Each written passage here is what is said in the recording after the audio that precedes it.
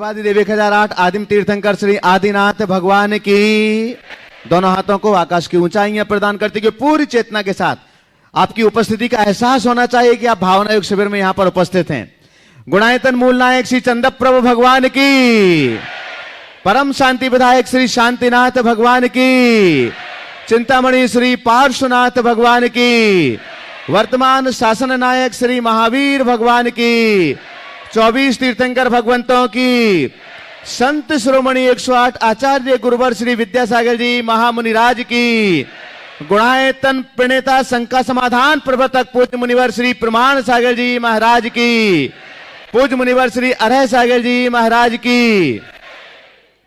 सम्मेद शिखर की पावन तीर्थराज धरा पर स्थित गुणायतन, जहां पर विश्व का एक अनुपम और अद्वितीय जिनालय पंचायतन शैली का निर्माण हो रहा है और साथ ही साथ में अनुभव केंद्र के नाम से समोसरण दर्शन और आत्मा से परमात्मा तक की यात्रा को बतलाने वाली एक प्रक्रिया राइड और मूवी के माध्यम से आपके लिए तैयार हो रही है। बंधुओं, आज के युवाओं के लिए अगर शास्त्र पढ़ने के लिए कहा जाए तो उतना समय नहीं है और मन भी नहीं है, लेकिन आधुनिक टेक्नोलॉजी का प्रयोग करते हुए और आधुनिक ऐसी टेक्नोलॉजी जो बिल्कुल लेटेस्ट अभी आ रही है, उन सब का समावेश करते हुए आज के युवाओं के लिए ही नहीं, पूरी समाज के लिए नहीं, पूरी परंपरा के लिए महाराज श्री जो यहां पर दे रहे हैं वो एक अद्वितीय है, अद्भुत है। इसलिए हम एक बार आपसे अनुरोध करेंगे कि जो भी लोग यहां पधारे एक बार आप अनुभव केंद्र का निरीक्षण अवश्य करें, जहां पर समोसरण दर्शन राइड और साथ में आत्मा से परमात्मा की यात्रा 108 मिनट की मूवी अभी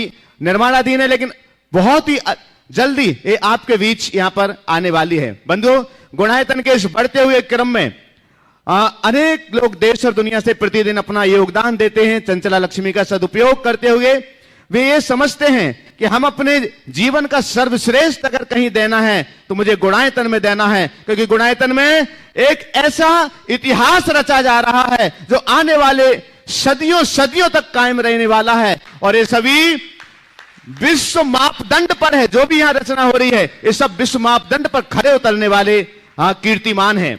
तो आज जिन उदारमना दानदातारों ने अपनी चंचला लक्ष्मी का सदुपयोग किया है, हम उनके नामों की घोषणा कर रहे हैं।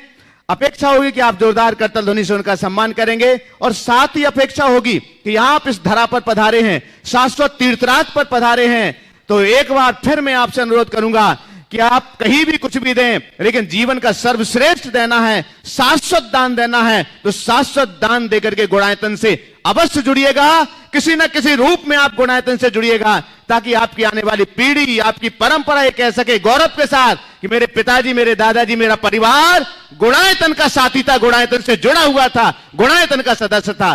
तो आप भी अवश्य गुणायतन से अवश्य ही जुड़िएगा। सबसे पहले आज जिन्होंने गुणायतन के लिए स्वर्णदान दिया है, हम उनके नामों की घोषणा कर रहे हैं। अगर वे यहां पर उपस्थित हैं तो अपनी जगह पर खड़े होकर के महाराज श्री का मंगल आशीष ग्रहण करते जाएंगे। ललितपुर उत्तर प्रदेश से श्री प्रकाश चंद जी शौर्या, श्रीमती गुणमाला जैन, संजीव संध्या प्रीति अभिनव एवं सपरिवार ने सोने की एक अंगूठी प्रदान की। एक बार जोरदार करता ध्वनि से आप सम्मान करते जाएं। अगर उपस्थित हो तो अपनी जगह पर खड़े होकर के महाराज श्री का मंगल आशीष ग्रहण करें। अहमदाबाद गुजरात से हीराबेन, श्रद्धाबेन एवं गिरीश कुमार साहे ने एक सोने का टुकड़ा जो 11.57 ग्राम का है गुणायतन के लिए समर्पित किया है। एक बार जोरदार करतल ध्वनि से उनका सम्मान करें। आप वो यहां पर उपस्थित हैं, उस दिन वंदना के लिए गए थे, अपने स्थान पर खड़े होकर के मंगल आशीष ग्रहण कर लें। दमोह निवासी और रायपुर प्रवासी श्री नीलेश निशा जैन ने गुणायतन के लिए एक सोने की कंठी और सोने की अंगूठी दी है। वजन लगभग 14.40 ग्राम। अपने स्थान से आशीर्वाद ले लीजिएगा और आप लोग जोरदार करतल ध्वनि से उनके दान की अनुमोदना करते जाएं। दमोह मध्य प्रदेश से श्रीमती सुमनलता जैन, श्री डी.के. जैन एवं सुब्रा सैली जैन ने गुणायतन के लिए एक सोने का टुकड़ा 10.25 ग्राम समर्पित किया है। इनके लिए भी आप तालियां तो लगातार बजाते जाएं। आगरा उत्तर प्रदेश से श्री पारस जैन, राहुल बिहार आगरा वालों के माध्यम से श्री राजेश जैन कारपेट वाले, विभव नगर आगरा वाले ने अपनी पूजनीय माता जी दो प्रतिमाधारी की स्मृति में गुणायतन के लिए आज ही 4 सोने की चूड़ियां समर्पित की। एक बार जोरदार करतल ध्वनि से उनका भी सम्मान करें। आगरा उत्तर प्रदेश से ही श्रीमती सीमा जैन पुत्र शिवम जैन ने सोने की वाली और मंगलसूत्र के 4 पीस वजन 5.75 ग्राम गुणायतन के लिए समर्पित किए। एक बार जोरदार करतल ध्वनि से इनका भी सम्मान कर लीजिए। कानपुर उत्तर प्रदेश से श्री महावीर प्रसाद सरोज जैन ने गुणायतन के लिए एक स्वर्ण अंगूठी समर्पित की है। हाँ, तालियों का आदान देते रहे लगातार। बापूनगर जयपुर राजस्थान से श्रीमती मीना जी जैन ने गुणायतन के लिए आज 2 स्वर्ण चूड़ियां प्रदान की हैं, 15.09 ग्राम समर्पित। एक बार जोरदार करता दोनों से, वो यहां पर हैं भी, अपने स्थान से खड़े होकर के मंगल आशीष ग्रहण कर लें। अजमेर राजस्थान से श्री दिलीप कुमार जैन, धर्मपत्नी श्रीमती मिथिलेश जैन, आशीष रोहित जैन ने गुणायतन के लिए एक सोने की चेन लगभग 7.97 ग्राम की समर्पित किए हैं। जोरदार करता ध्वनि से उनका भी सम्मान कर लें। मुरादाबाद मध्य प्रदेश से स्वर्गीय कमलचंद जैन, नीरू जैन, विपुल जैन, प्रियंका अविका प्रवीका जैन ने गुणायतन के लिए 10.00 ग्राम के एक सोने का सिक्का समर्पित किया है। जोरदार करतल ध्वनि से उनका भी सम्मान करें। ज्योति सिंगई राकेश जी शराब बीना, इन्होंने भी एक सोने की गुणायतन के ट्रस्टी हैं और आज एक सोने की अंगूठी प्रदान की। एक बार जोरदार करतल ध्वनि से उनका हम सम्मान करें। रूपेश जैन चांदी वाले आगरा, के जैन, मानक रोजन जैन, रूपेश जैन चांदी वाली आगरा, इन्होंने एक सोने की अंगूठी प्रदान की। एक बार जोरदार करतल ध्वनि से इनका सम्मान करें। आगरा से के जैन, मानक रोजन जैन चांदी वाले परिवार हैं, एक बड़ा छत्र आज वो शाम को ही लेकर के आए थे, गुणायतन के लिए समर्पित किया है और साथ में 21,000 रुपए की राशि भी उन्होंने समर्पित की। एक बार जोरदार करतल ध्वनि से हम उनका सम्मान करें। बंधु, गुणायतन से आज जो निर्माण निधि के रूप में जुड़ रहे हैं, आप जोरदार करतल ध्वनि से उनका भी सम्मान करेंगे। अगर यहां उपस्थित हो तो मंगल आशीष अपनी जगह से ले लेंगे। स्वर्गीय प्रभावती जैन की स्मृति में श्री प्रत्येंद्र कुमार जैन, चंदोरी परिवार, विदिशा मध्य प्रदेश से, जोरदार करतल ध्वनि सम्मान करिएगा। श्रीमती सत्यवती जैन, धर्मपत्नी श्री कश्मीरी लाल जैन, श्री मोहित जैन, जींद हरियाणा से, जोरदार करतल ध्वनि से माए सामने, वहीं से अपना मंगल आशीष ग्रहण करिए महाराज जी का। श्रीमती राम प्यारी जैन, सपरिवार गन्नौर हरियाणा से, एक बार जोरदार करतल ध्वनि से इनका भी हम सम्मान कर लें। आज जो गुणायतन से सूत्रधार के रूप में जुड़ रहे हैं, श्री सुभाष चंद्र जी, इंदेश कुमार जैन, सुधा रानी जैन, अनुराधा जैन, आगरा उत्तर प्रदेश से, अगर यहां पर उपस्थित हो तो मंच पर पधारें। आपकी जोरदार जोरदार करतल ध्वनि का अवदान उनके पास तक पहुंचना चाहिए। आज यहां पर उपस्थित अगर हैं, आ जाइए, मंच पर पहुंचे। आज सुभाष चंद्र, इंदेश कुमार जैन, सुधा रानी जैन, अनुराधा जैन, आगरा उत्तर प्रदेश से। जब तक ये पहुंच रहे हैं, आपके सम्मान के लिए तैयार रहेंगे निर्मल जी शराबगी, शिरोमणि संरक्षक कोलकाता। तब तक निर्मल जी भी मंच पर आ जाएं सम्मान करने के लिए। सूत्रधार के रूप में ही आज गुणायतन से जुड़ रहे हैं। पहले निर्माण सारथी थे, लेकिन अब सूत्रधार के रूप में जुड़ रहे हैं श्रीमती सरोज जैन, धर्मपत्नी स्वर्गीय नरेश चंद्र जैन, राजीव जैन, अनु जैन, दिल्ली से। अगर यहां पर उपस्थित हैं तो पधारें। श्रीमती सरोज जैन, धर्मपत्नी स्वर्गीय नरेश चंद्र जैन, राजीव जैन, अनु जैन, दिल्ली से। चलिए, जोरदार करतल ध्वनि से आपकी करतल ध्वनि इस टीवी के माध्यम से वहां तक पहुंचेंगी। सम्मान के लिए श्री निर्मल जी शराबगी, श्रोमणी संरक्षक कोलकाता, और राजेश जी सेठी सरिया पहुंचेंगे सम्मान के लिए, आइएगा। गुणायतन से आज संस्थापक सदस्य के रूप में जुड़ रहे हैं, एक बार तालियों का अवदान। गुणायतन से आज संस्थापक सदस्य के रूप में जुड़ रहे हैं, पहले सूत्रधार थे और आज संस्थापक सदस्य के रूप में जुड़ रहे हैं श्रीमती स्नेहलता जैन, धर्मपत्नी स्वर्गीय डॉक्टर संतोष कुमार जैन, शिल्पी अनिल जैन, डॉक्टर शिखार, डॉक्टर नीतेश जैन, शेफाली अमित जैन, रागी विदेश चौधरी, सागर मध्य प्रदेश से। अगर यहां पर उपस्थित हो तो मंच पर पधारें। आपकी जोरदार करतल ध्वनि का अवदान लगातार चलना चाहिए। और आपके सम्मान के लिए हम यहां पर आमंत्रित करें अनिल अमिता जी, गुणायतन के शिरोमणि संरक्षक, दुर्गापुर से हमारे बीच हैं, पधारें आपका सम्मान करने के लिए। बंधुओं, दीपचंद जी जैन, दिनेश जी जैन, अजीत जैन, चांदी वाले परिवार, आगरा, आज गुणायतन से निर्माण सारथी के रूप में जुड़ रहे हैं। हम आमंत्रित कर रहे हैं कि पधारेंगे। दीपचंद जी जैन आइएगा सम्मान करने के लिए। अनिल अमिता जी दुर्गापुर से, आज जो गुणायतन से संस्थापक सदस्य के रूप में जुड़ रहे हैं श्रीमती स्नेहलता जैन, धर्मपत्नी स्वर्गीय डॉक्टर संतोष कुमार जैन, शिल्पी अनिल, डॉक्टर शिखा, नीतेश। तालियों का अवदान लगातार, गुणायतन के संस्थापक सदस्य हैं ये। और अब मैं आमंत्रित कर रहा हूं दीपचंद जैन, दिनेश जैन, अजीत जैन, चांदी वाले, आगरा, जो आज गुणायतन से निर्माण सारथी के रूप में जुड़ रहे हैं। आपका प्रश्न हम करवाएंगे, एक मिनट। अब भी हम आपका प्रश्न भी करवा रहे हैं। आपका सम्मान करने के लिए आमंत्रित करूं राजेश जी जैन, पूना से हमारे बीच हैं, गुणायतन के ट्रस्टी राजेश जैन, पूना, पधारें सम्मान करने के लिए। आ जाए। चलिए, और प्रश्न करने के लिए श्रीमती स्नेहलता जी यहीं रहें। हाँ यहीं रहें आप जब तक प्रश्न करने के लिए। साथ ही गुणायतन से ट्रस्टी के रूप में जुड़े हुए हैं आप। ये जुड़े हुए थे पहले, लेकिन परिवार नहीं आ पाया था। आज परिवार यहां पर उपस्थित है। गौरव जैन, रचना जैन, ऋषभ संभव, अयांश जैन, सूर्यनगर गाजियाबाद से। एक बार जोरदार करतल ध्वनि के बीच हम उन्हें आमंत्रित करते हैं, पधारें। गौरव जैन, रचना जैन, ऋषभ संभव, अयांश जैन, सूर्यनगर गाजियाबाद। और सम्मान करने के लिए शकुन दीदी यहां पधारेंगे सम्मान करने के लिए।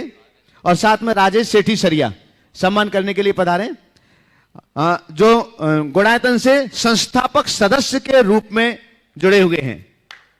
जोरदार जोरदार करतल ध्वनि से उनका अवदान, तालियों का अवदान दें। आइएगा, जल्दी से पहुंच जाएं।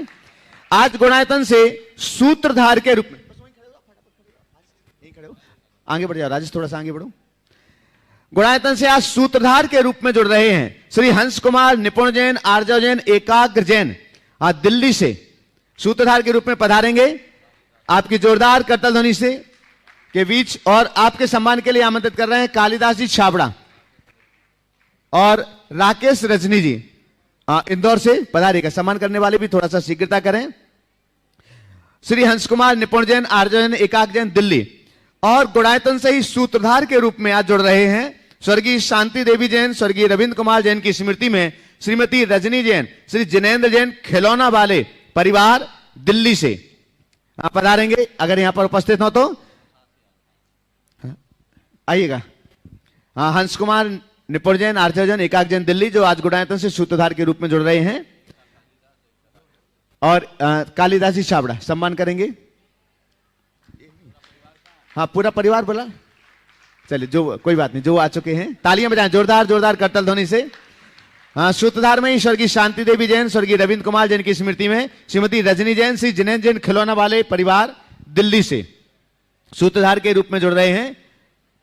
नहीं है, आइएगा। और आपका सम्मान राकेश रजनी जी इंदौर, सम्मान करने के लिए राकेश रजनी जी हाँ इंदौर, गुणायतन के परम संरक्षक, सम्मान करने के लिए पधारेंगे। बंधुओं, आप सबको मालूम है गुणायतन में आने वाले समय में पर्वराज पर्यूषण पर्व में श्रावक संस्कार शिविर यहां पर आयोजित किया जा रहा है। और वह श्रावक संस्कार शिविर 31 अगस्त से 9 सितंबर तक यहां आयोजित होगा, जिसके लिए रजिस्ट्रेशन कराने के लिए मात्र 7 दिन शेष रह गए हैं। और जो भी शंका समाधान के इस कार्यक्रम को जिनवाणी चैनल, पारस चैनल और प्रामाणिक ऐप के माध्यम से देश और दुनिया में अपने घर पर बैठे हुए लाइव देख रहे हैं, और यहां पर बैठे हुए भी जो लोग देख रहे हैं इस कार्यक्रम को, श्रावक संस्कार शिविर के लिए और तीनों आष्टांगिक पर्व में जो शिक्षक महामंडल विधान होता है उसके लिए आपके द्वारा प्रदत्त, आपके द्वारा दिए गए पीतल के बर्तनों का उपयोग होगा, जिनमें द्रव्य सामग्री लग करके और भगवान की आराधना करने का सौभाग्य प्राप्त होगा। लगभग 750 सेट के आसपास आ चुके हैं। कल जिन नामों की घोषणा हम कर चुके थे उन नामों की घोषणा हम आज हम पुनः नहीं कर रहे हैं समयाभाव के कारण से। आज श्री धर्मचंद जी छाबड़ा जियागंज से, उन्होंने आज 50 बर्तन सेट की घोषणा अपनी ओर से की है। जोरदार करतल ध्वनि से उनका सम्मान करें।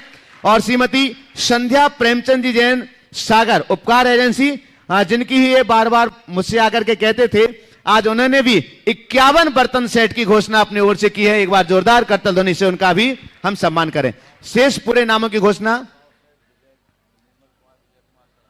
और 100 सेट निर्मल जी, विजय जी शराबगी, कोलकाता, शिरोमणि संरक्षक गुणायतन, आ जाइएगा, मंच पर आ जाएं आशीर्वाद लेने के लिए।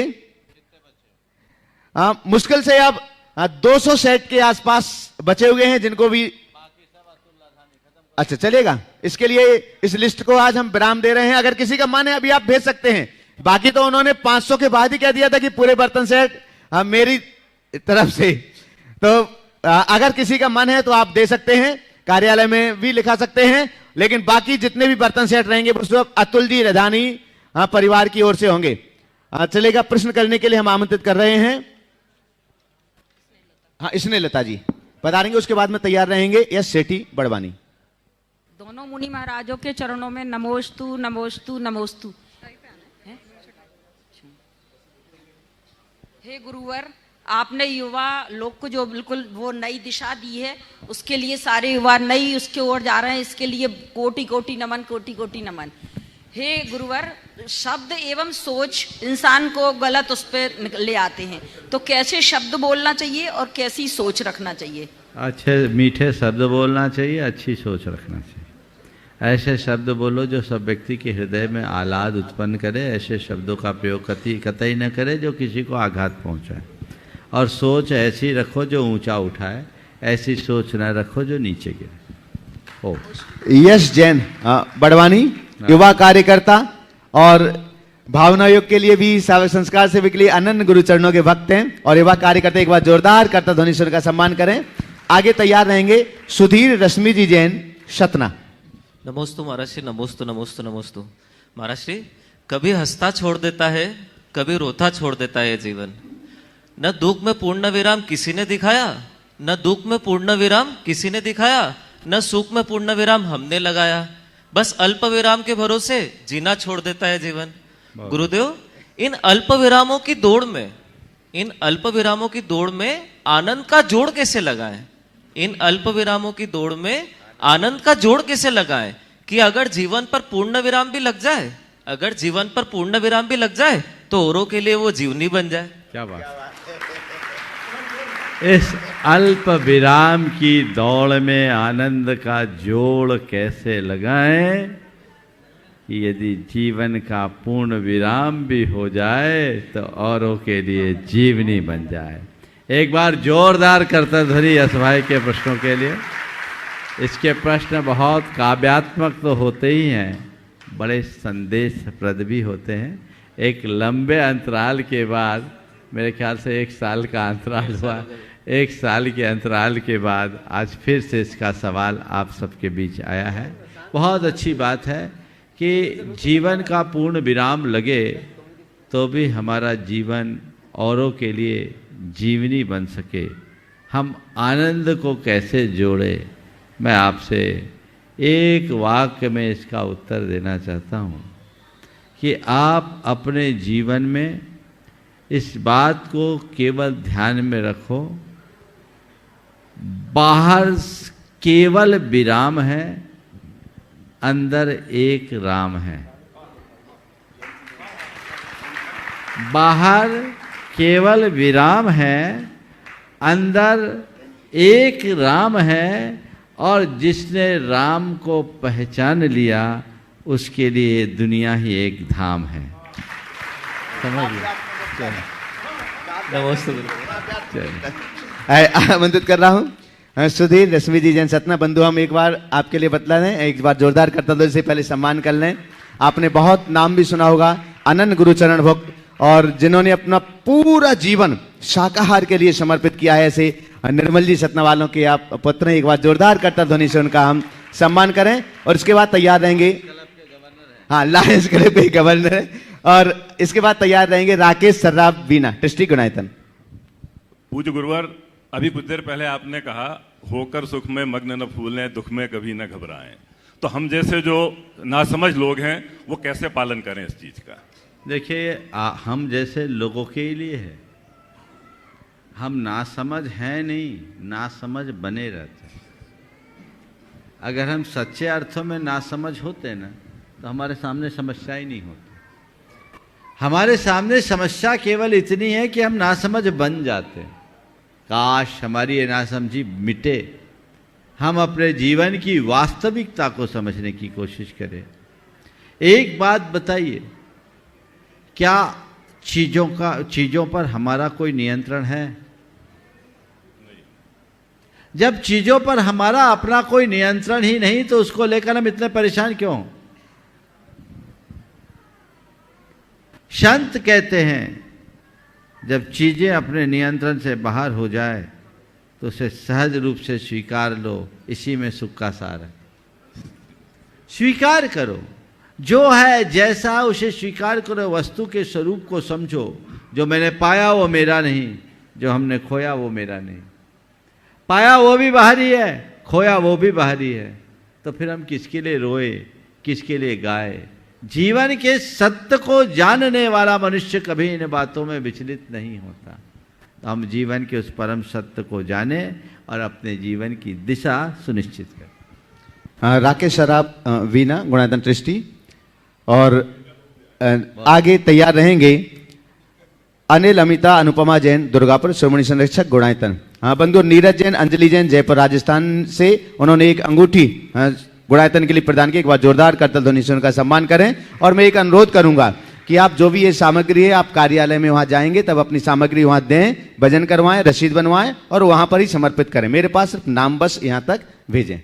मुनि द्वय के चरणों में मेरा, मेरे परिवार की ओर से, नगरवासियों की ओर से नमोस्तु नमोस्तु नमोस्तु। मुनि जी, मेरी शंका है कि हम समता रखते हैं, बाहर समता तो रख लेते हैं, लेकिन अंदर समता रखने के लिए क्या करें? देखिए, बाहर की समता तो समझौता है, असली समता तो अंदर की होती है। हम अंदर समता भाव रखेंगे तभी अपने जीवन में कुछ अच्छा कर सकेंगे। तो अंदर की समता के लिए समझ को अच्छी बनानी पड़ेगी। वस्तु के स्वरूप को हम समझें और ये जाने कि किसी भी कार्य की निष्पत्ति में मेरी कितनी सी भूमिका है और निमित्त का क्या रोल है।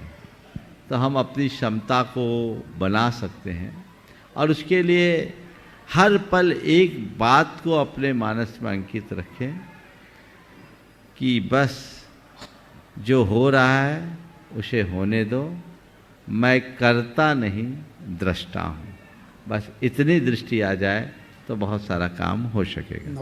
हाँ, आज कम है, कल करना। अनिल, अमिता जी, अनुपमा जी, दुर्गापुर, श्रोमणी संरक्षक गुणायतन। आगे तैयार रहेंगे डॉक्टर रेणुका जैन, बेंगलोर, कर्नाटका। महाराज नमोस्तु नमोस्तु नमोस्तु। महाराज मेरी शंका यह है कि व्यापार के क्षेत्र में जब सब कुछ अनुकूल चलता है, लाभ होता है तो अच्छा लगता है, और जब आर्थिक उथल पुथल होता है तो भय बना रहता है। क्या आपके उसमें जीवन में भी परिवर्तन आता है तो आपको भी कुछ भय बना रहता है? देखो, बहुत अच्छा सवाल किया है कि व्यापार में जब व्यापार चढ़ता है तो आनंद आता है और अगर डगमगाता है तो उथल पुथल होता है, भय बनता है। आपने पूछा है क्या आपके जीवन में भी ऐसा आता है? देखिए, जीवन में उतार चढ़ाव तो हर किसी के आ सकते हैं, आते हैं, और मेरे जीवन में भी आए अनेक ऐसे प्रसंग हैं। लेकिन एक अंतर है, एक व्यक्ति वह है जो जीवन के उतार चढ़ाव में विचलित होता है और एक व्यक्ति वह है जो जीवन के उतार चढ़ाव में भी ठहराव बनाए रखता है। मैंने तो ये पाया है कि कभी अपने मन में कर्ता बुद्धि रखा नहीं। मेरा अध्यात्म मुझे हर पल संभाल के रखता है, इसलिए तमाम उतार चढ़ावों के बाद भी मेरे मन में रत्ती भर परिवर्तन नहीं आता। मैं उन्हें तटस्थ भाव से देखता हूँ, सहज भाव से देखता हूँ। एक उदाहरण के लिए मैं आपको बताऊँ, ये गुणायतन का जो प्रोजेक्ट आप सब देख रहे हैं ना, ये एक बहुत चुनौतीपूर्ण कार्य था। आप तो शुरू से जुड़े रहे। 10 साल की R&D को मैंने डस्टबिन में डाला, ये बीड़ा उठाया, एक भावात्मक बात को क्रियात्मक रूप में, दृश्य रूप में दिखाना एक बड़ी चुनौती थी। टेक्नोलॉजी का प्रयोग उस व्यक्ति के द्वारा जो कभी टेक्नोलॉजी जाना नहीं, पढ़ा नहीं, मेरी कोई डिग्री नहीं है, मैं तो कॉलेज भी नहीं गया, लेकिन कैसे करे। पर मैं था कि बस प्रयोग धर्मा था, मेरा स्वभाव है, आगे बढ़ो, प्रयोग करो, प्रयोग करो, प्रयोग करो, और जब तक पूर्ण संतुष्टि नहीं है तब तक छोड़ो नहीं। मुझे 1 मिनट लगा किसी चीज को खारिज करने में, मैं किसी दबाव में नहीं आया। मैंने जाना कि जो होना है, मेरा आत्मविश्वास था कि ऐसा होगा, और अंततः वो हो गया जिसकी मैं कल्पना करता था। बल्कि अगर कहूँ तो अब जो यहाँ साकार होने जा रहा है कहीं मेरी कल्पना से भी आगे है। पर ऐसे समय में अगर मैंने अपना धैर्य खो दिया होता, शायद आपको वह चीज नहीं मिलती जो अभी आप पा रहे हैं। तो हमेशा कर्ता भाव से मुक्त होकर कर्तव्य की भावना से जुड़ो और चीजों को तटस्थ भाव से देखो, सब काम अच्छा होगा। चलिए आगे। नमस्ते गुरुवर, नमस्ते। द्वय मुनिवर के चरणों में त्रिबार नमोस्तु। गुरुदेव, सब कुछ क्षणिक होते हुए भी इस जगत की अनंत यात्रा का कभी अंत नहीं होता। आपसे सुना है कि त्याग की पवित्र भावना ही इस यात्रा को गति और जीवंतता प्रदान करती है। गुरुदेव, त्याग का मंगल पथ कैसे प्रशस्त हो, कृपया मार्गदर्शन करें। देखो, त्याग का मंगल पथ प्रशस्त उसी का होता है जो अंदर से जागता है। पहले जागो, और जागने के पहले जानो। जानो, जागो, त्यागो, जियो, ये जीवन का क्रम। जानो कि मैं हूं कौन और मेरा कर्तव्य क्या है, जो मैं कर रहा हूं कितना करनी है, इसे जानना बहुत जरूरी। जानने के बाद अपनी चेतना को जगाओ और फिर त्याग करो। जो व्यक्ति बिना ज्ञान के त्याग करता है वो अनुकरण नहीं है, अनुकरण करता है, पर कोई जरूरी नहीं कि उसे त्याग का रस मिले। तो त्याग का रस चाहिए तो हम जाने, जागें और फिर त्यागें। त्यागा नहीं जाता, चीज़ें अपने आप छूट जाती। जिन चीज़ों से हमारा मन फिर जाता है उसकी तरफ कभी मन में आकर्षण ही नहीं होता, चाहे कुछ हो, छूट जाता है, छूट ही जाता। चलिए, नमोस्तु गुरुदेव। डॉक्टर रेणुका जैन, बेंगलोर। दोनों महाराज जी को मेरा नमोस्तु नमोस्तु नमोस्तु। बोलिए, हो जाएगा। महाराज जी, पहले तो मैं आपको अपना भावना योग का एक जो एक्सपेरिमेंट मेरे साथ रहा वो बताना चाहती हूँ। मोस्टली मैं जब अपनी कार से घर जा रही होती हूँ, शाम का समय होता है, तब मैं शंका समाधान सुनती हूँ। और मेरे को भावना योग से मेरी बहन ने अवगत कराया था और मैं उसको करने लगी थी। और 30 तारीख को इसका अनाउंसमेंट हुआ था कि 13, 14, 15 को ये भावना योग होने वाला है। तो मैंने अपना रजिस्ट्रेशन कर दिया था, परंतु उसके बाद अगले संडे को मेरा हाथ, ये वाला राइट हैंड, बिल्कुल काम करना बंद कर दिया, frozen shoulder you can say. तो मैंने भावना योग किया, उससे मुझे, और आपका लॉ ऑफ अट्रैक्शन शायद काम किया, ऑटो सजेशन शायद काम किया, तो मैं आज यहाँ खड़ी हूँ। और आज मेरा इतना अच्छा मॉर्निंग में जो महाराज के सानिध्य में हम लोगों को टीचिंग्स मिली, it was very good. Maharaj ji, मेरा प्रश्न है कि मानव शरीर 30 मिलियन ट्रिलियन सेल से बना होता है और हमारे मनुष्य के शरीर में 36 ट्रिलियन जीव भी होते हैं, माइक्रोबायोम्स, जिसको गट माइक्रोफ्लोरा, स्किन पे भी होता है, पूरे शरीर में माइक्रोब्स होते हैं। तो आज जब मैं भावना योग कर रही थी तो मैं ये सोच रही थी कि जो हमारे अंदर ये जीव हैं उनका भी उसके साथ उद्धार हो रहा होगा। बहुत सुंदर। देखिए, पहले तो एक बार रेणुका जी का जोरदार करतल ध्वनि से स्वागत कर दें। ये माइक्रोबायोलॉजी में साइंटिस्ट है, बायोटेक्नोलॉजी में, और ये अंटार्कटिका ओशन में भी जाके रह चुकी है कई दिनों तक, -40 डिग्री के टेम्परेचर में अपने रिसर्च पर। और इन्होंने जो रिसर्च किया है वो कैंसर के ऊपर किया है। वहाँ एक ग्रास होती है, उसके लिए ये रिसर्च करने के लिए गई, और ये भावना योग का अपना अनुभव सुना रही है। आपने जो भाव व्यक्त किए हैं, हम तो जगत के सब प्राणी के कल्याण की बात करते हैं। मंगल मंगल होए जगत में, सब मंगलमय होए, इस धरती के हर प्राणी का मन मंगलमय हो। चलिए, देखिएगा बंधु, अभी जो लोग रह गए हैं हम फिर उनका क्रम अगर समय रहेगा, वैसे आज समय बढ़ा दिया गया है लाइव का, आप निश्चिंत होकर के रहें। महाराज श्री, आज बहुत ही सौभाग्यशाली दिवस है। शंका समाधान इसी सम्मेद शिखर की पावन धरा पर आज के दिन ही 13 अगस्त 2014 को प्रारंभ हुआ था, इसका प्रसारण प्रारंभ हुआ था, और आज 8 वर्ष इसके पूर्ण हो चुके हैं। 9वें वर्ष में प्रवेश कर रहा है। तो महाराज श्री NC जैन कार्याध्यक्ष जो दिल्ली के हैं, उन्होंने शंका समाधान की पारस चैनल के माध्यम से जो हुआ, पारस चैनल की पूरी टीम को आशीर्वाद चाहा है। इसके जितने पुण्यार्जक आज तक रहे हैं 8 सालों में, उन सभी पुण्यार्जकों के लिए आशीर्वाद चाहा है, और वो स्वयं दिल्ली से लाइव अपनी शुभकामनाएं यहाँ पर प्रेषित कर रहे हैं। आपके श्री चरणों में नमोस्तु करते हुए। देखिए, ये बात बिल्कुल सही है। आज शंका समाधान के 8 वर्ष पूरे हो गए। 2014 के इसी 13 अगस्त को पारस चैनल से इसकी शुरुआत हुई थी, और जब शुरुआत हुई थी तब मुझे भी ऐसी कोई उम्मीद नहीं थी कि ये कार्यक्रम आप लोगों को इतना मन भा जाएगा कि सालों चलता रहेगा। इस कार्यक्रम की सफलता का श्रेय मुझे नहीं, आप सबको जाता है, कि आप सबकी उत्कंठा आज भी बनी हुई है, अभी तक प्यास बुझी नहीं है, और मैं चाहता भी नहीं हूँ कि आपकी प्यास बुझे। मैं तो ये भावना भाता हूँ कि धर्म विषयक प्यास आपकी बढ़ती रहे, बढ़ती रहे, बढ़ती रहे, जगी रहे। 8 वर्षों में शंका समाधान ने एक नया कीर्तिमान बनाया है। मुझे जानकारी मिली है, लगभग कल पूरा डिटेल आ जाएगा, लगभग 60 से 70 हज़ार के लगभग सवाल इस बीच में हुए। मेरे तो ध्यान में नहीं था, जब मैं आने लगा तो मेरे पास एनसी जैन की खबर आई कि आज 8 वर्ष पूरे हो रहे हैं, कुछ होना चाहिए। हम बोले तो तुम लोगों को करना चाहिए, मेरा काम क्या है। तो वो डेटा मैं चाहूँगा कल लोगों को उपलब्ध हो।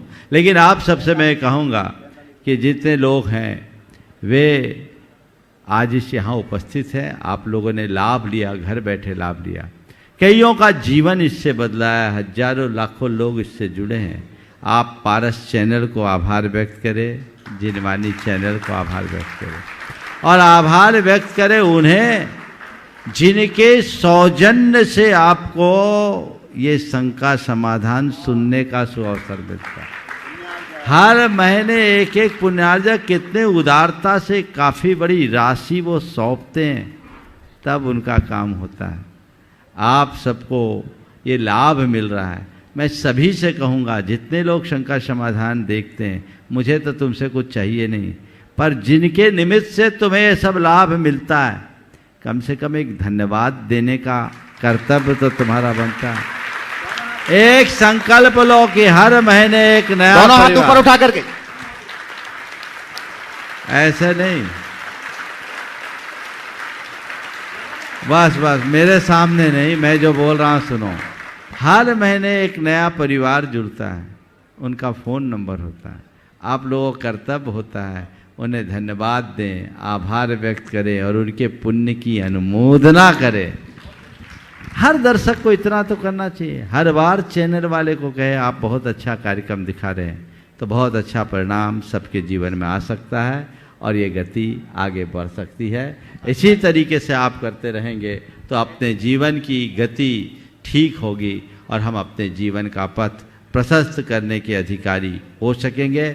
मेरा सभी को आशीर्वाद, पारस चैनल के सभी डायरेक्टर्स को, और गुनायतन तो इसमें लगाई, जितने लोग इसके प्रसारण में सहयोगी रहे।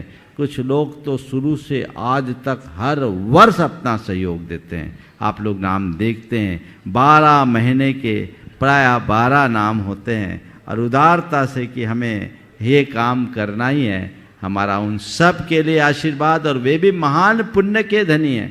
जितनी बड़ी धर्म प्रभावना हो रही है उसमें उनका एक बहुत बड़ा रोल है।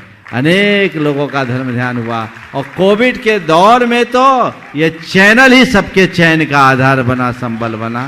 तो मैं बहुत ही प्रमुदित भाव से सभी को आशीर्वाद दे रहा हूँ, और इसी तरह सबकी गति बनती रहे। बंधुओं, ये भावना योग का शिविर आज चालू हुआ है, कार्यक्रम ऐसे ही चलेगा। आने वाले दिनों में श्रावक संस्कार शिविर है, उसे भी आप सब पूर्ण उत्साह और भव्यता के साथ संपन्न करें, अपनी भागीदारी सुनिश्चित करें। 10 लक्षण के दिनों में ऐसे अवसर यदि आपको प्राप्त होते हैं तो वह आपके जीवन के लक्षण को बदलेगा। यहाँ का 10 लक्षण आपके जीवन के रूपांतरण का आधार बनाए। जिन्हें भी इसमें भाग लेना है वो समय पर भाग लेकर अपना कल्याण कर सके। चलेगा। श्रीमती रितु जैन, प्रीतमपुरा, दिल्ली, भावना योग का अपना अनुभव यहाँ पर शेयर कर रही हैं, भावना योग का शिविर जो चल रहा है उसमें। और इसके बाद तैयार रहेंगे सुगंधा जैन, दिल्ली।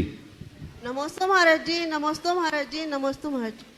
महाराज जी, 3-4 साल पहले मेरा पथरी का ऑपरेशन हुआ। उससे पहले कुछ समय पहले मैंने भावना योग यूट्यूब और टीवी पर देखा था। तो आपने बताया था कि शरीर और आत्मा को भेद विज्ञान की तरह समझो।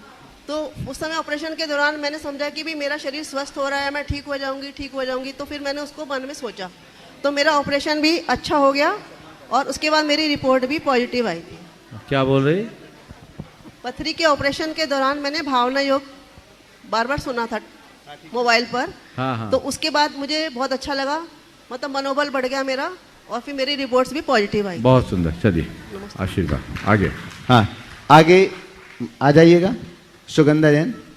नमस्ते महाराज। इसके बाद एकाग्र जैन, दिल्ली। बहुत बार लोगों से इस विषय में बहस हो जाती है कि पहले जैन धर्म आया या पहले हिंदू धर्म आया, और हम कोई ठोस प्रमाणित उत्तर उनको नहीं दे पाते। तो ऐसे में हमें उन्हें क्या उत्तर देना चाहिए?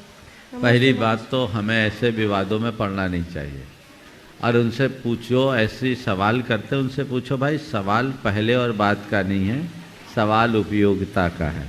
आप कोई धर्म पहले था इसलिए अच्छा है और कोई बाद में आया इसलिए खराब, ये कहना ठीक नहीं। पहले और बाद में आने से सवाल नहीं है, हमें अपनाने योग्य है कि नहीं, अच्छा है या नहीं, बुरा है या नहीं, इस पर विचार करना चाहिए, पहली बात। अब रहा सवाल पहले और बाद का, तो उनसे कहना चाहिए अगर आप भारत के इतिहास को ठीक तरीके से पढ़ेंगे तो आपको पता चलेगा कि भारत में कौन सा धर्म कब उत्पन्न हुआ। हमें भारतीय इतिहास को ठीक तरीके से जानने और समझने की ज़रूरत है, और जिन्हें भी जैन धर्म के इतिहास को संक्षेप में जानना है, हमारी एक कृति है जैन धर्म और दर्शन, आप उसको पढ़ें। उसमें एक चैप्टर है जैन धर्म के इतिहास का।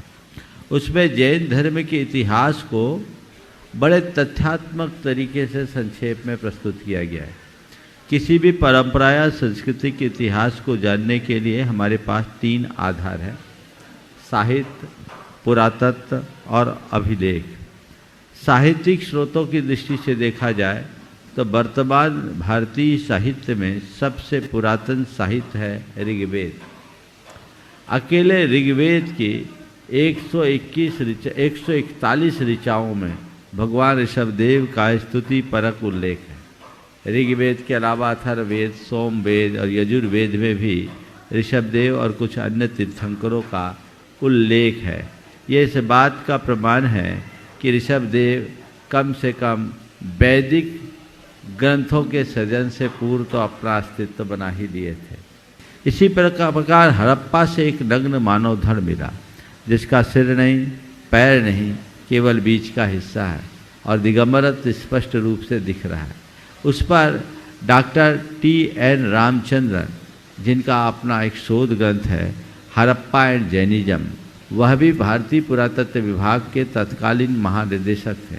उन्होंने स्पष्ट उल्लेख किया कि ये हूबहू जैन प्रतिमा है, और इस आधार पर अनेक विद्वानों ने अपना अभिमत प्रकट किया कि भगवान ऋषभदेव जैन धर्म के प्रवर्तक थे और समस्त भारतीय धर्मों के नायक भी।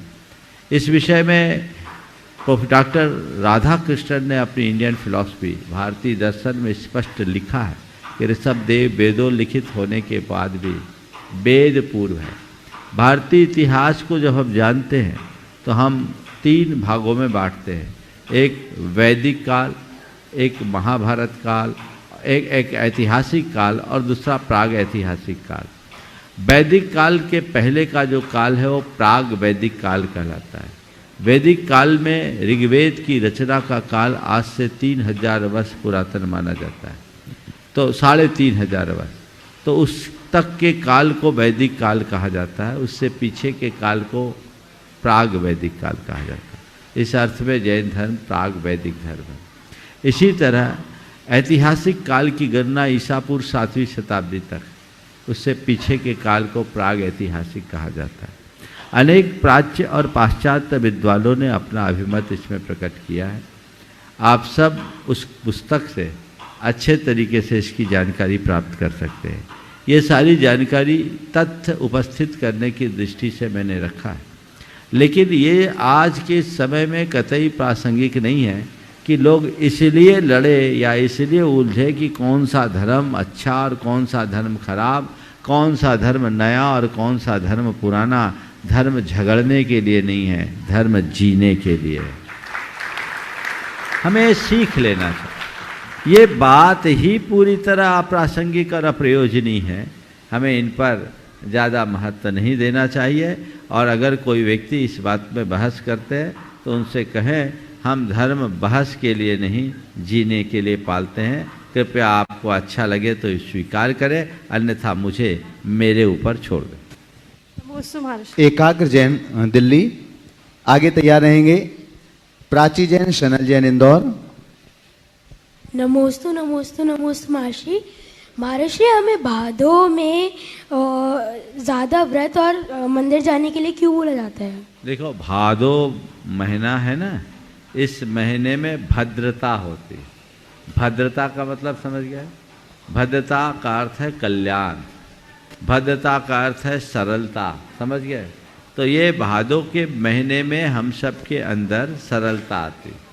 और भादों के महीने में व्रत उपवास इसलिए भी किया जाता है कि इस महीने में मौसम भी बहुत अच्छा होता है, न ज़्यादा सर्दी होती है न ज़्यादा गर्मी होती है, और भादों के माह से ही दशलक्षण की शुरुआत होती है। तो धर्म की वास्तविक आराधना हमने दशलक्षण से शुरू की, इसलिए भाद्र मास को विशेषतया व्रत उपवास के मास के रूप में जाना जाता है। नमोस्तु महर्षि। प्राची जैन, सनल जैन इंदौर, और साथ में ही आ जाएं आयुष काला इंदौर और सुनील कुमार जैन इंदौर। बंधु, एक बार जोरदार करतल ध्वनि से इस परिवार का सम्मान करें। ये आज ही ट्रस्टी के रूप में बने हैं। और साथ में कानपुर वाले भी आ जाएं, जिनके माध्यम से वो पहले से ट्रस्टी बने हुए थे और जिनके माध्यम से आज ये ट्रस्टी गुणायतन परिवार से जुड़े हुए हैं, संस्थापक सदस्य ट्रस्टी के रूप में। श्रीमती भानु जैन कानपुर से, भानु प्रकाश, हाँ भानु प्रकाश जैन आ जाएं, वो भी साथ में आ जाएं। आप प्रश्न अपने अपने कर लेना, 3-4 प्रश्न आपके करिएगा। पहले प्राची जैन। मुनिवर के चरणों में सादर नमोस्तु नमोस्तु नमोस्तु।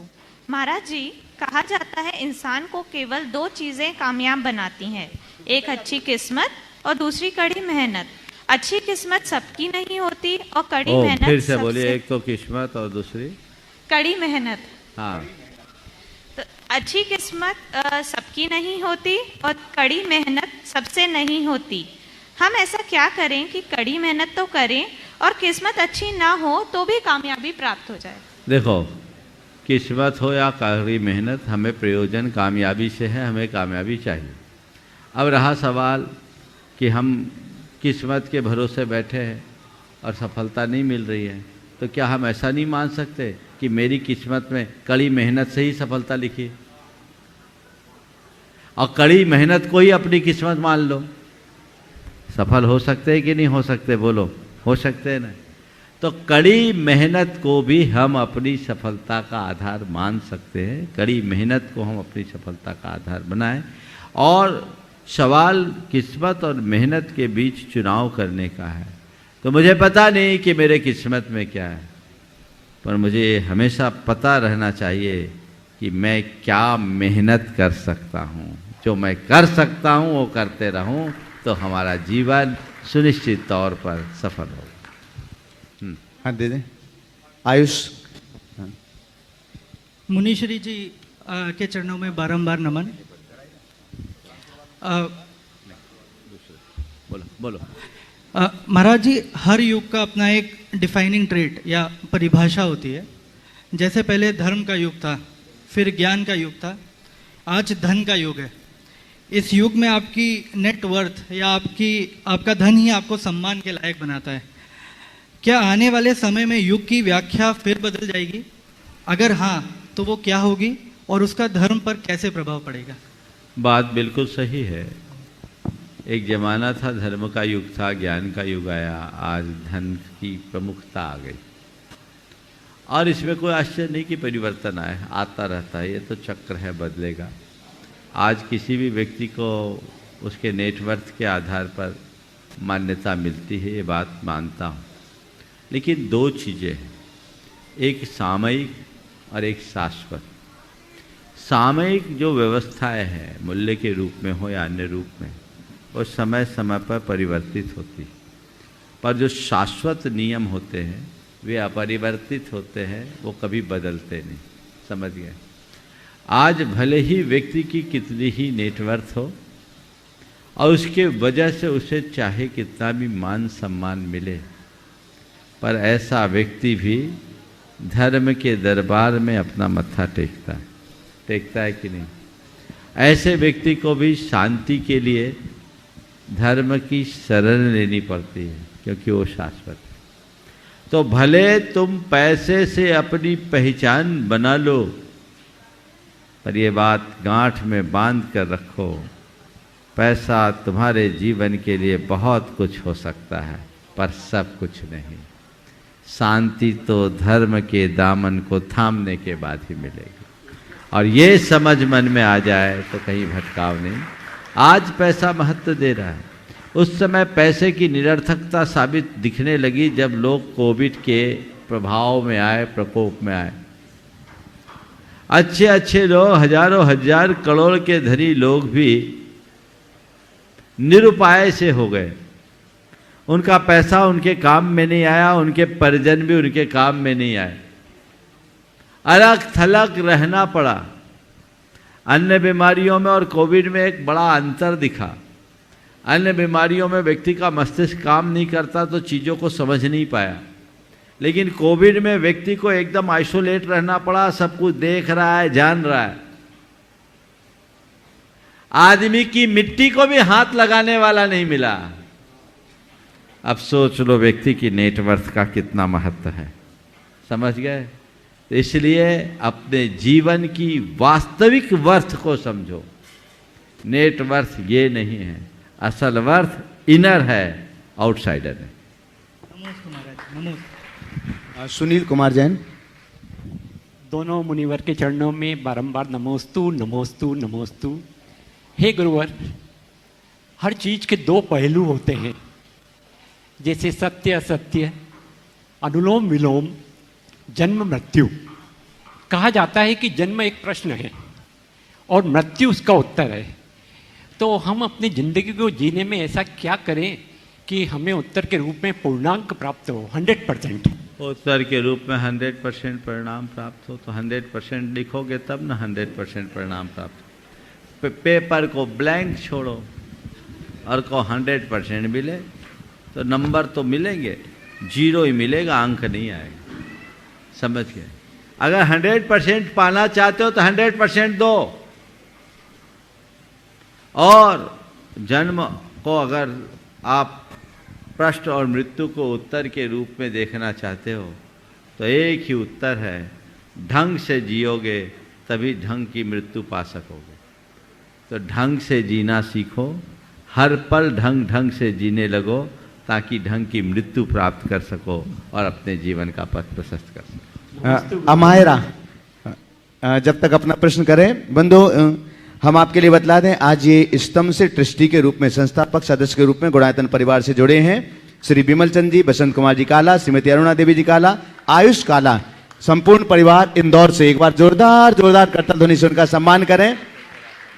और आपका सम्मान करने के लिए हम आमंत्रित कर रहे हैं श्री राकेश जी सराफ, वीना से हमारे बीच हैं, गुणायतन के ट्रस्टी, और रूपेंद्र जैन मोनू, दमन शहपुरा से, गुणायतन के ट्रस्टी हमारे बीच हैं, पधारेंगे और आज जो गुणायतन परिवार से संस्थापक सदस्य के रूप में जुड़ रहे हैं उनका सम्मान करेंगे। तब तक अमायरा अपना प्रश्न कर रखे। नमस्ते महाराज जी, मेरा ये प्रश्न है कि हमेशा सारे 24 तीर्थंकर तो संबित शिखर जी से जाते हैं, मोक्ष जाते हैं, लेकिन इस बार 20 तीर्थंकर जी क्यों गए? शिखर जी से गए थे और 4 अलग क्यों गए हैं? इसलिए गए कि ये काल खोटा काल है। हम लोग एक तीर्थ की जगह 5 तीर्थ पालेंगे तो हमारे लिए ज़्यादा तीर्थ यात्रा का मौका मिलेगा। सब यहीं आते तो एक ही तीर्थ होते हैं, तो हमें 5 तीर्थ की वंदना का सुअवसर भगवानों ने दे दिया। ये हम लोगों के लिए अच्छा है। चलो आइए। चलेगा आपका सम्मान करने के लिए राकेश शराफ बीना से, रूपेंद्र जैन मोनू, आप लोग थोड़ा सा पास में आ जाएं। और बंधु एक बार जोरदार करताल ध्वनि से, ये भानु प्रकाश जी कानपुर वाले परिवार हैं, उनके मोनू उस साइड जाओ, उस साइड जाओ, आप लोग देने वाले हैं। हाँ चलेगा, इनका सम्मान करना है आप दोनों जन को। और आगे अगर सब लोग एक साथ आए कैमरे में, एक बार आपकी तालियों की अनुमोदना भी लगातार चलना चाहिए। हाँ, इन्होंने भानु प्रकाश जी कानपुर परिवार, इन्होंने अपने बेटी दमाद को हाँ भी गुणायतन से जोड़ा हुआ है संस्थापक सदस्य के रूप में। आपकी तालियां पर्याप्त नहीं है, आइएगा बंधु। हम यहां पर आमंत्रित कर रहे हैं आगे प्रश्न के लिए डेविड नीलम सेठी गुवाहाटी से हमारे बीच हैं, पधारे। थोड़ी सी इस तरफ से आओ, इस तरफ से, हाँ थोड़ा सा सीखता। तब तक पुष्पा सेठी दिल्ली, नहीं तब तक उसको बुलाओ, रूपेंद्र को बोलो। चलेगा, रूपेंद्र जैन मोनू ऊपर ही है। रूपेन जैन मोनू भैया दमन सहपरा से हमारे बीच हैं और गुणायतन के ट्रस्टी हैं। नमोस्तु महाराज श्री, नमोस्तु महाराज श्री। महाराज श्री, आपके आशीर्वाद से और भावना योग से एक बार मैं बहुत नीचे गिरा था और धीरे धीरे ऊपर उठ रहा हूँ और काफी उठ चुका हूँ। महाराज श्री, ऐसा क्या करना चाहिए कि नीचे गिरे तो एकदम हताशा ना आए और ऊपर उठे तो बहुत ज्यादा अहंकार ना आए? देखिए, पहले तो मैं कहूँगा गिर करके उठना कैसे उठा जाता है, अगर देखना है तो मोनू भाई से देख लो। आज से 7 साल पहले ये आदमी एकदम ज़मीन पर आ गया था। पहले काफ़ी अच्छे दिन थे इसके, लेकिन 1-2 डिसीजन ऐसे हुए जिससे एकदम नीचे आ गया। लेकिन कहते हार भी जाओ मगर हिम्मत नहीं हारो। इस व्यक्ति ने उस घड़ी में, जो इनके अच्छे दिन नहीं थे, ज़्यादातर समय गुरु समागम में बिताया। आप लोगों ने भी देखा होगा, लगभग 1 साल 1.5 साल तक साथ रहा। आज फिर समय सुधरा है और इन्होंने जितना बड़ा गड्ढा था उसे भर दिया और आज फिर से खड़ा हो गया, वो ऊपर की ओर चल रहा है। तो मैं सभी को इस व्यक्ति के माध्यम से एक प्रेरणा देना चाहूँगा कि हमेशा एक बात का ख्याल रखो, रात के बाद प्रभात होता है। समझ गए? तुमने बहुत अच्छा सवाल किया है कि गिरने में हताशा और चढ़ने में अभिमान ना आए, उसके लिए क्या करें। 2 लाइनों को हमेशा याद रखो, दोहराओ। होकर सुख में मग्न न फूलूं, दुख में कभी न घबराऊं, इष्ट वियोग अनिष्ट योग में सहनशीलता दिखलाऊं। अगर इन 2 पंक्तियों के भाव को याद करते रहोगे तो मुझे नहीं लगता कि कभी किसी प्रकार का भटकाव आएगा। जीवन में एक अलग प्रकार का ठहराव आ सकता है।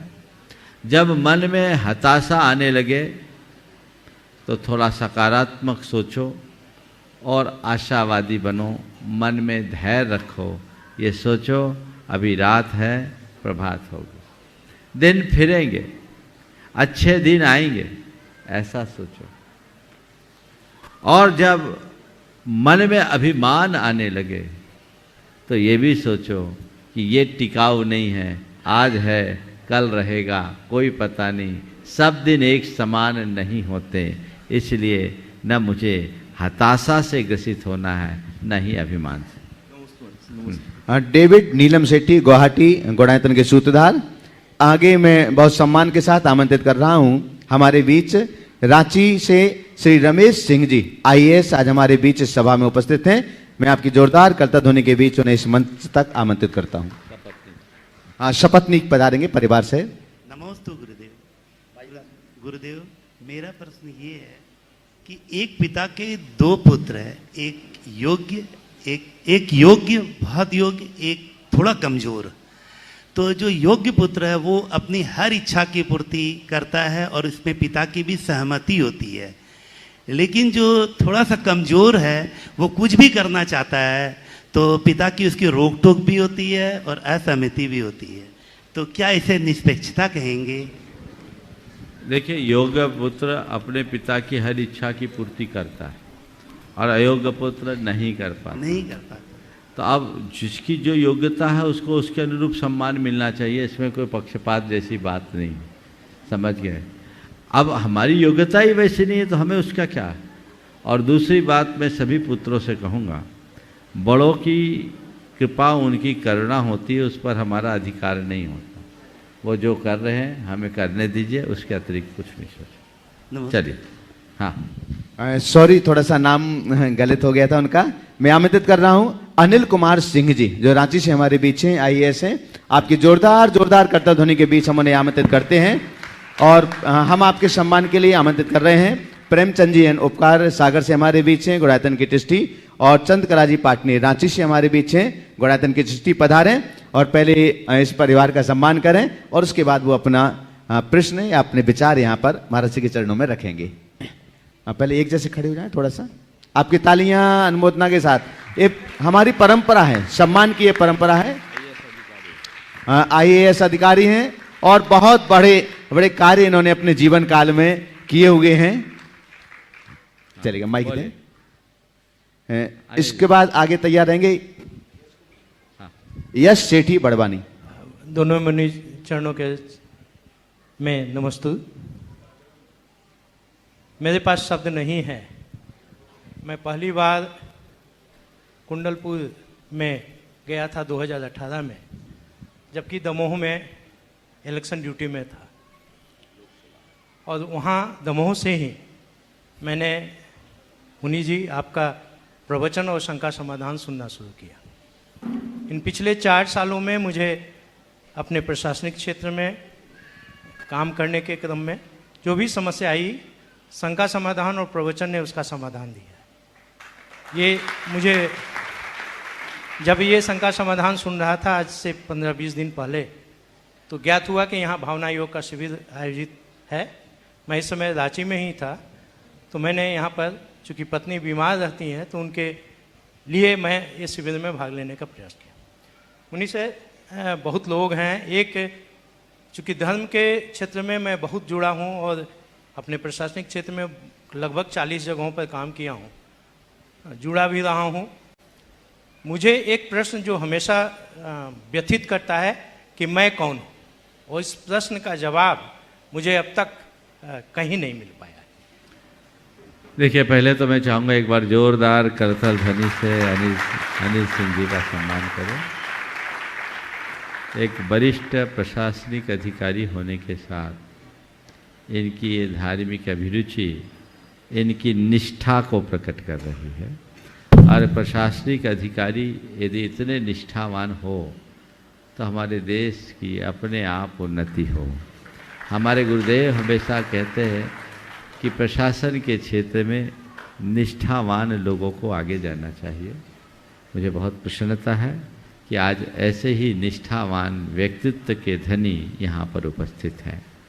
आपने जो सवाल किया है कि मैं कौन हूँ, इसका उत्तर हमें नहीं मिल सका। मैं आपसे यही कहूँगा, इसका उत्तर और कहीं मिलेगा भी नहीं। इसका उत्तर आपको अपने भीतर ही खोजना है। समझ गए? मैं कौन हूँ पूछो अपने मन से। ये आँखें हैं, ये इंद्रियां हैं, मन है, ये विचार है, क्या है? अंत में क्या उत्तर आता है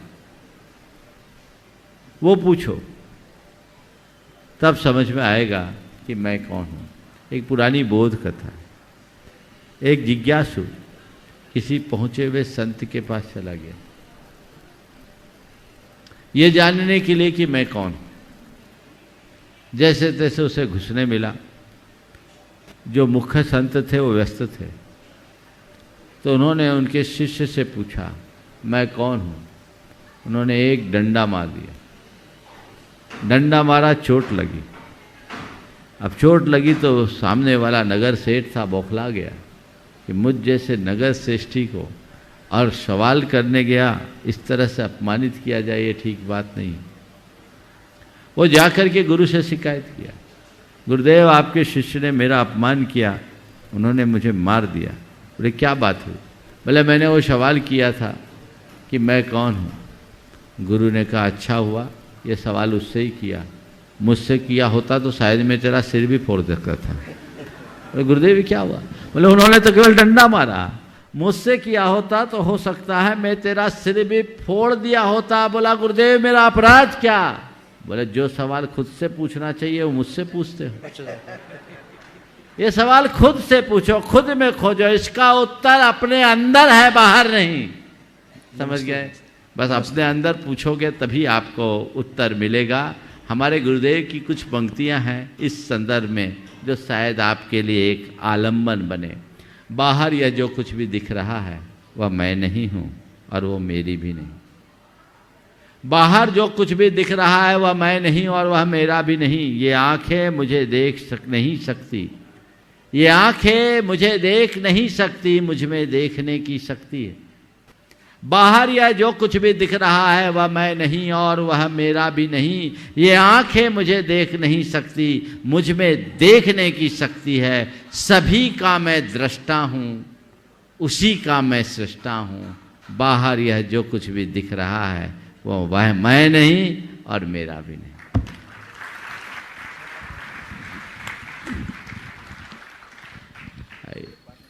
इस प्रकार आज के इस सत्र को परम पूज्य गुरुदेव के चरणों में नमन अर्पित करते हुए मैं यहीं पर विराम दे रहा हूँ। बोलिए परम पूज्य आचार्य गुरुवर श्री विद्यासागर जी महाराज की।